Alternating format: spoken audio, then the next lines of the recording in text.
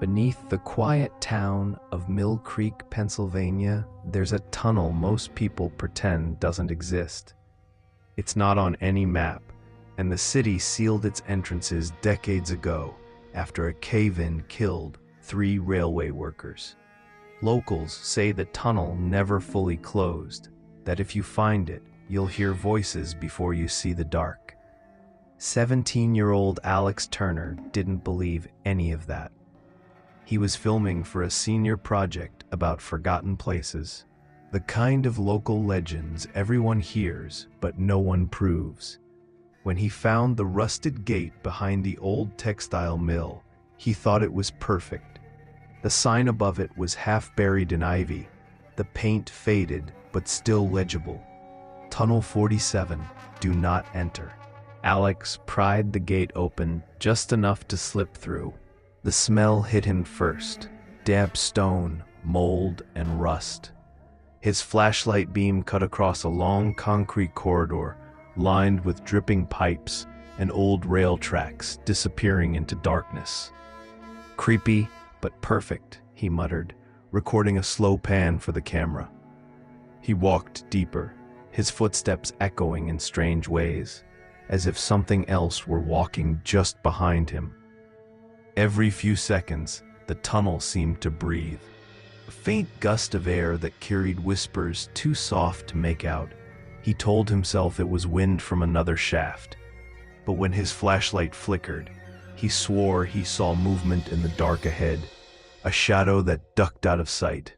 The further he went, the colder it got. His breath fogged, and condensation dripped from the ceiling like rain. About 100 yards in, the tunnel widened into a chamber where an old maintenance cart sat rusting on the rails. Alex panned his camera over it, then froze. Through the viewfinder, he could see shapes on the far wall, dozens of them. When he lowered the camera, the wall was blank, but on screen, faint outlines remained, silhouettes of people, stretched long and thin, like shadows burned into concrete.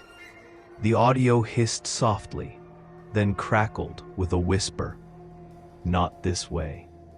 Alex spun around, but the tunnel was empty. He tried to laugh it off.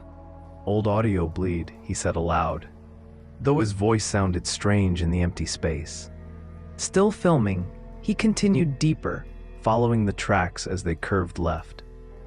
The air was thicker here, heavier, like breathing through wet cloth. Then his camera battery died. He checked his phone, but the screen refused to turn on. Total darkness. The only sound was dripping water, until it wasn't. Something else echoed ahead, faint but distinct, the rhythmic clack-clack of metal on stone, like boots pacing back and forth.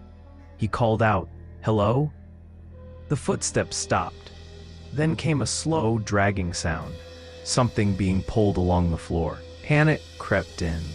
Alex fumbled for his backup flashlight, its weak beam barely cutting through the dark. The tunnel now looked wrong, wider somehow, the walls farther apart, the ceiling higher than before. He could feel movement around him, just beyond the light's reach. Then he saw them, handprints. Wet, fresh handprints smeared along the walls on both sides, leading deeper in.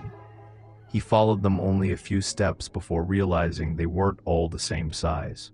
Some were small, like a child's. Others were impossibly large. The dragging sound grew louder behind him. He turned the light back, nothing there. But when he swung it forward again, a human shadow was on the ground in front of him, clear and solid, with no one casting it. He ran. The air seemed to close around him, pressing in from every direction.